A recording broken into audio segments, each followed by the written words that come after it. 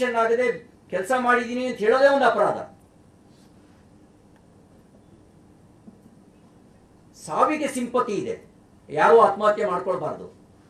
ಆದರೆ ಯಾವ ಮೂರ್ಖನು ವರ್ಕೇ ಸ್ಯಾಂಕ್ಷನ್ ಆಗದೆ ಕೆಲಸ ಮಾಡಲ್ಲ. ಮತ್ತು ಅವರಿಗೆ ನೀನು ಕೆಲಸ ಮಾಡುವಂತೆ ಮೌಖಿಕವಾಗಿ ಹೇಳಿದ್ರು ಯಾರು ಹೇಳಿದ್ರು ಅನ್ನೋಕ್ಕೂ ದಾಖಲೆ ಇಲ್ಲ. ಕ್ಲೀನ್ ಚಿಟ್ ಕೊಟ್ಟಿದೆ ಅವರಿಗೆ, ನ್ಯಾಯಾಲಯವೇ ಕ್ಲೀನ್ ಚಿಟ್ ಕೊಟ್ಟಿದೆ. ಅದು 4 ಕೋಟಿ ರೂಪಾಯಿ ಗುತ್ತಿಗೆ ಹಗರಣ, ಇದು 187 ಕೋಟಿ ರೂಪಾಯಿ ಹಗರಣ.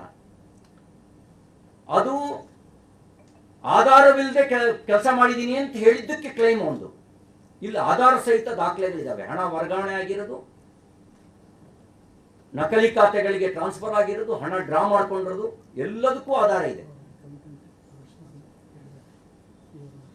ಚಂದ್ರಶೇಖರನ್ ಡೆತ್ ನೋಟ್ ಅಲ್ಲಿ ವಿವರಗಳಿದ್ದಾವೆ. ಪರಶುರಾಮ್ ಸ್ಟೇಟ್ಮೆಂಟ್ ನಲ್ಲಿ ಮೌಖಿಕವಾಗಿ ಸಚಿವರ ಸೂಚನೆ ಅಂತ ಹೇಳಿದ್ದಾರೆ. ಇನ್ನೇನ್ ಬೇಕು ಸಾಕ್ಷ್ಯ? ಅಂದ್ರೆ ಶಿವಕುಮಾರ್ ಅವರು ಅಂಗೈ ಹುಣ್ಣಿಗೆ ಕನ್ನಡಿ ಹಿಡಿಯಬೇಕು ಅಂತ ಬಯಸ್ತಾ ಇದ್ದಾರೆ.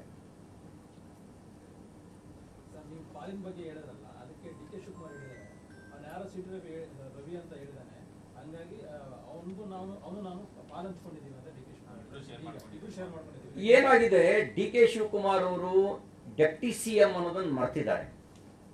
ಅವ್ರ ಹೇಳಿಕೆಗಳು ಆ ದಿನಗಳ ಗುಂಗಿನಲ್ಲೇ ಹೇಳಿಕೆ ಕೊಡ್ತಾರೆ. ಅದೇ ಸಮಸ್ಯೆ. ಆ ದಿನಗಳ ಗುಂಗಿನಿಂದ ಹೊರಗೆ ಬರ್ಬೇಕು ಅವರು. ಆ ದಿನಗಳ ಗುಂಗಿನಿಂದ ಹೊರಗೆ ಬಂದು ತಾನೊಬ್ಬ ಉಪಮುಖ್ಯಮಂತ್ರಿ, ಭವಿಷ್ಯದಲ್ಲಿ ಮುಖ್ಯಮಂತ್ರಿ ಆಗಬೇಕು ಅಂತ ಕನಸು ಕಾಣ್ತಾ ಇರೋರು. ಆ ಕನಸು ಕಾಣ್ತಿರೋರು ಜವಾಬ್ದಾರಿ ರೀತಿಯಿಂದ ಹೇಳಿಕೆ ಕೊಡಬೇಕು. ಇಷ್ಟೆಲ್ಲ ನಡಿ ಈಗ ಶುರು ಮಾಡೋಣ.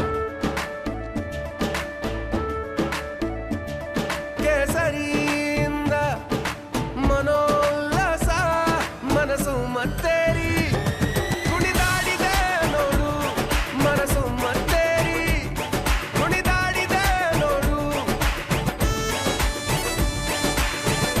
ಕ್ಷಣ ಕ್ಷಣವೂ ಆಚರಿಸಿ ಕೇಸರಿ ಹಬ್ಬ.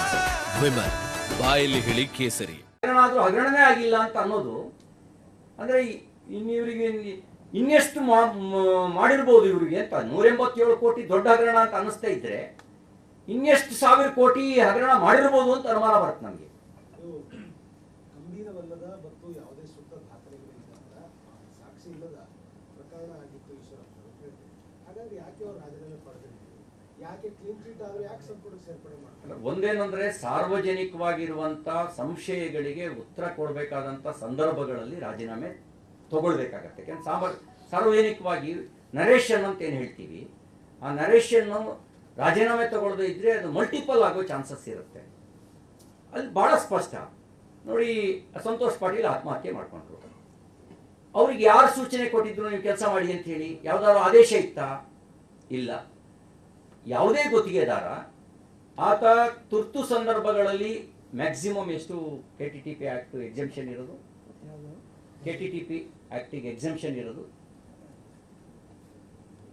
50,000, 5 ಲಕ್ಷ. ಅದಕ್ಕಿಲ್ಲ. 5 lakhs ಬ್ಲ್ಯಾಕ್ ಮೇಲ್ ಇಲ್ಲ. KTTP act exemption. ಅದಕ್ಕೂ ಯಾವ್ದಾದ್ರು ಒಂದು ನಿಗಮದ ಮೂಲಕ ಮಾಡಿಸ್ತಾರೆ, ನಿರ್ಮಿತಿ ಕೇಂದ್ರದ ಮೂಲಕನೋ KRIDL ಮೂಲಕನೋ ಮಾಡಿಸ್ತಾರೆ. ಇಲ್ಲ ಆ ಥರದ್ದು ಯಾವುದೇ ಏಜೆನ್ಸಿಯೇ ಫಿಕ್ಸ್ ಆಗಿಲ್ಲ. ಅದು ಗಂಭೀರವಾದ ಪ್ರಕರಣ. ಈಶ್ವರಪ್ಪನವ್ರ ಪ್ರಕರಣ ಇದು ಗಂಭೀರ ಪ್ರಕರಣ. ಇದು SC/ST ಅಭಿವೃದ್ಧಿ ನಿಗಮದ ಫಲಾನುಭವಿಗಳ ದೇಶದ ಅತಿ ದೊಡ್ಡ ನೆಟ್ವರ್ಕ್ ನಿಂದ ಮೆಗಾ ಕವರೇಜ್. ದೇಶದ ಮತದಾರನ ಆದೇಶ NDAಗ ಇಂಡಿ ಒಕ್ಕೂಟಕ್ಕ. ಲೋಕ ಅಖಾಡದಲ್ಲಿ ಗೆಲ್ಲೋದ್ಯಾರು ಸೋಲೋದ್ಯಾರು. ಕರುನಾಡಿನ 28 ಕ್ಷೇತ್ರಗಳ ನಿಖರ ಫಲಿತಾಂಶ. ಫಾಸ್ಟ್ ರಿಸಲ್ಟ್, ಪಕ್ಕಾ result. Number 1 election team, number 1 network, number 1 coverage.